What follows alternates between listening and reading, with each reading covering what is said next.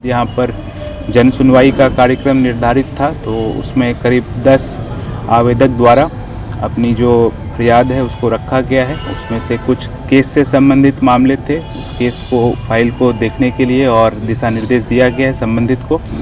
और इसके अलावा कुछ ज़मीन से संबंधित मामले आए थे, जिसमें कि शनिवारीय बैठक होता है अंचल स्तर पे, उसमें उस मामले को टेकअप करने के लिए जिसमें सीओ और एसएचओ संयुक्त रूप से सुनवाई करेंगे और आवश्यकता होगी तो घटनास्थल पे जा कर के मामले को देखेंगे।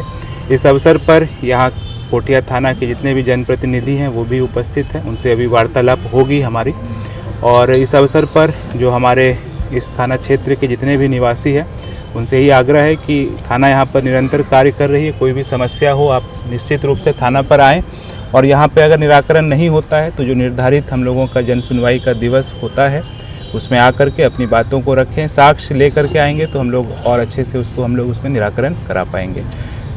सर कुल कितने आवेदन दिए गए? टोटल 10 आवेदन आए हैं, उसको हम लोग फॉलोअप भी कराएंगे। सभी का डॉक्यूमेंट्स कलेक्ट भी किया गया है, सभी को लिस्ट किया जाएगा और फॉलोअप भी किया जाएगा कि उस आवेदन पे क्या कार्रवाई हुई, वो हम लोग अगले मीटिंग में उसको देखेंगे। सर ये जनता दरबार कब कब लगाया जाएगा यहाँ पे? इसका हम लोग एडवांस में सूचना देंगे। सभी थाना क्षेत्र में लगाया जाना है और ये हम लोग ये प्रयास कर रहे हैं कि इस जिले का जितने भी थाना है सबको हम लोग करीब 1 माह में उसको हम लोग कवर कर लें।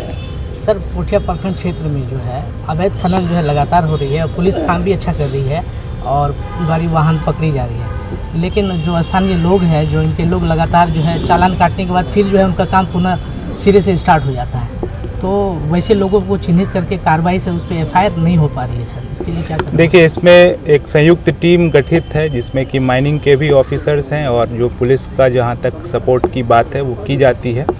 और जो पूर्व में लंबित केसेस हैं, माइनिंग एक्ट से संबंधित जो केसेस हैं उसके अनुसंधान को त्वरित गति से पूर्ण करके आरोप पत्र दाखिल करने का निर्देश दिया गया है। और जो व्यक्ति इस तरह के कांड में पहले आरोप पत्रित रहे हैं, अभी बेल पर बाहर हैं, तो उनके वर्तमान गतिविधि का भी सत्यापन करने का निर्देश दिया गया है।